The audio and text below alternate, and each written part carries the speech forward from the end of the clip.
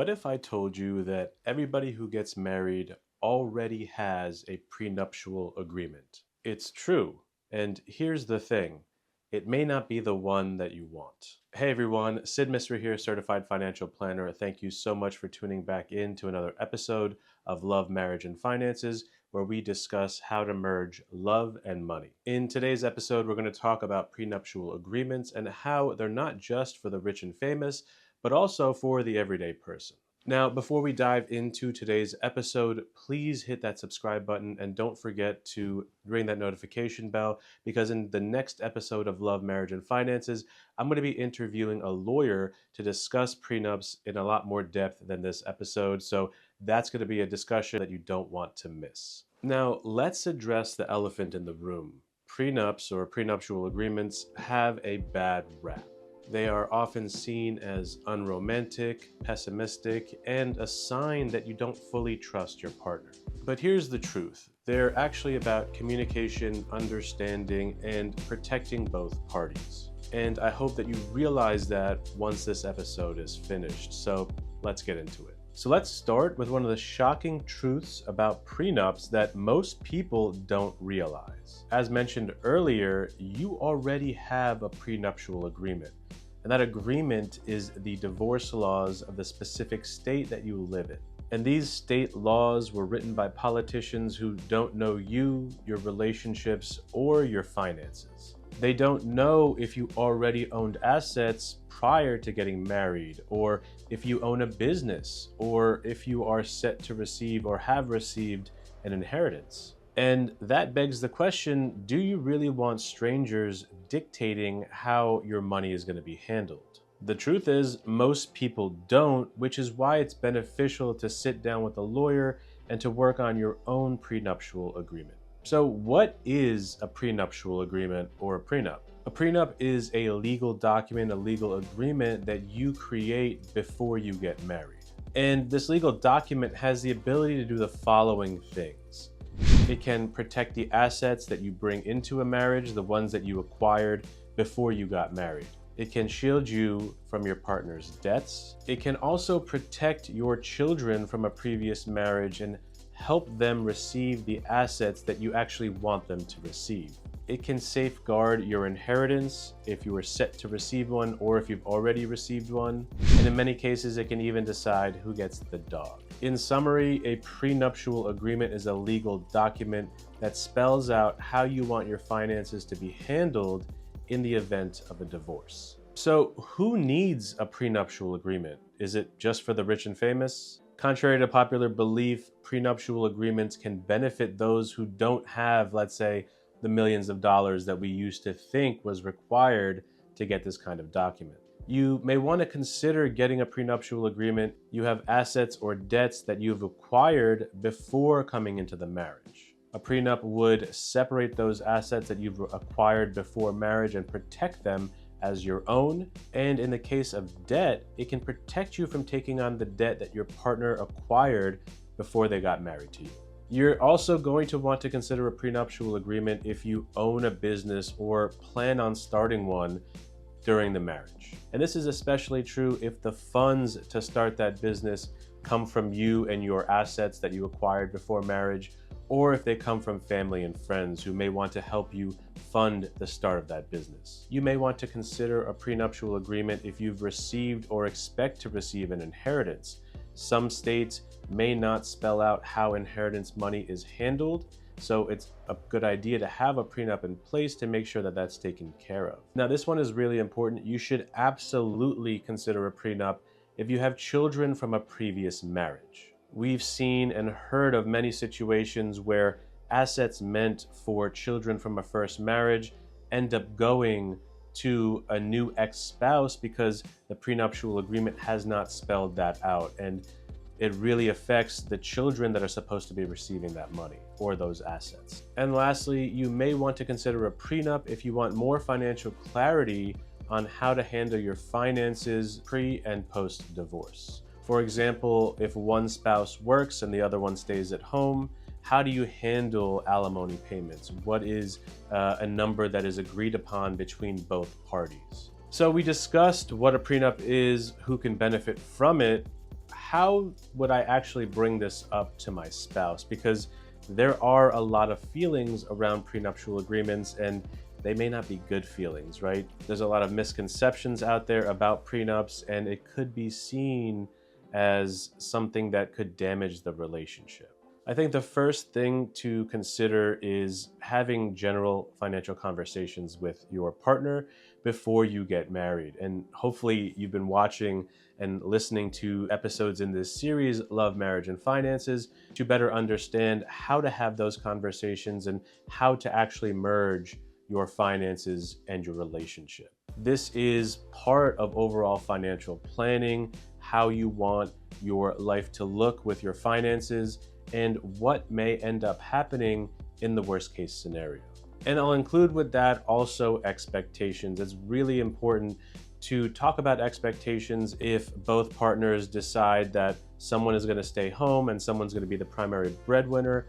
Having conversations about financial expectations is going to clear up a lot of the discussion, and hopefully both of you are on the same page. Now, when you're actually talking about a prenuptial agreement, you want to start early, and you want to make sure that there's enough time between the signing of your prenup and the actual legal marriage, when you actually sign that marriage license. What happens is the closer that you get to that marriage date, the more pressure there is to add or remove things, and it could cause conflict between you and your partner and their lawyers. And what I've also heard talking to my own lawyer about my prenup is the closer you are to that marriage date, if you do a prenuptial agreement, it may not hold up in court as you thought it would.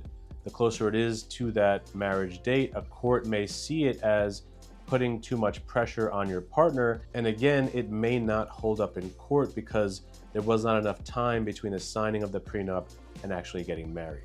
So you definitely want to bring up this discussion early, and you want to have those discussions on a regular basis and make sure, hopefully it culminates with enough time before you actually legally get married. And when it comes to bringing this up to your partner, listening to and understanding their concerns is going to be key to doing this in a way that both parties feel like they've been heard and both parties feel like they've been respected. Listen with the intent to understand their concerns and where they're coming from, and try to figure out a way that both of you can move forward and both be satisfied with the outcome. And I would also say, be transparent about your reasoning for doing a prenup. Maybe you came in with assets that you already owned, or you have a share of a family business. Be honest and transparent about those concerns. It's something that you should be able to talk to your partner about, and hopefully your partner understands where you're coming from and respects that as well. And I would say, part of this series is having the difficult conversations, because it's in those difficult conversations that we figure out how we both are viewing money, how we want things to be, and we can figure out how to actually make it work within the confines of our life. So I would look at this as an opportunity to strengthen the relationship through communication.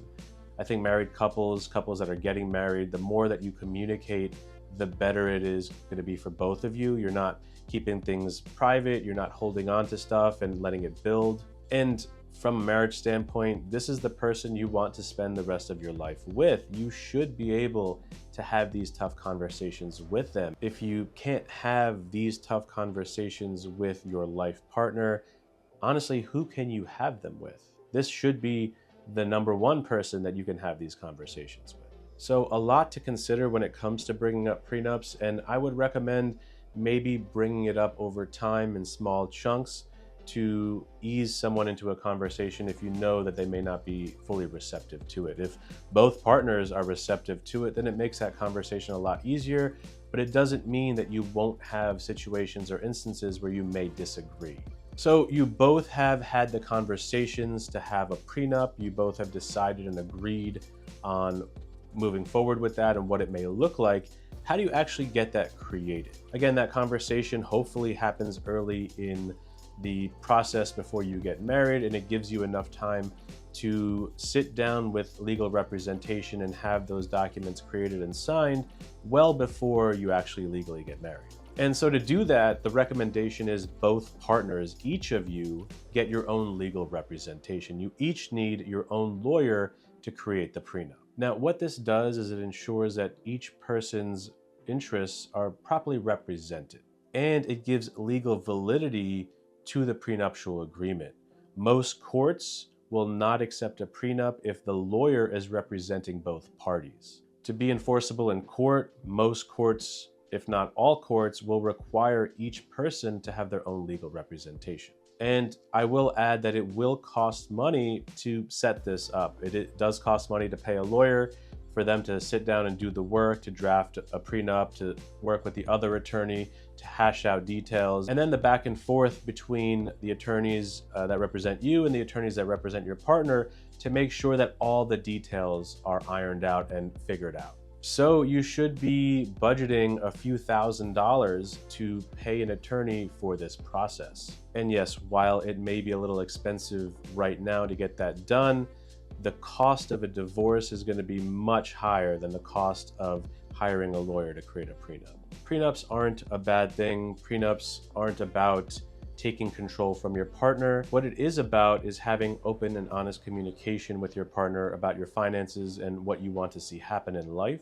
And it helps address future issues before they arise. I would strongly recommend considering getting a prenuptial agreement. Again, as I mentioned earlier in this episode, if you have assets before a marriage, if you have a business before a marriage, or if you or your partner are coming into the relationship and the marriage with previous debts. It's something that you want to make sure you can talk about, you can hash out, and you can hire legal representation to take care of. So we discussed a lot in this episode about prenups, prenuptial agreements, and one of the main things that I want you to take away is a prenup isn't necessarily about planning for failure, but it is about having important conversations and making thoughtful decisions together. And when we think about it, isn't that what marriage is really about? If you found this video helpful, please don't forget to hit the like button and don't forget to subscribe so you don't miss out on any future videos.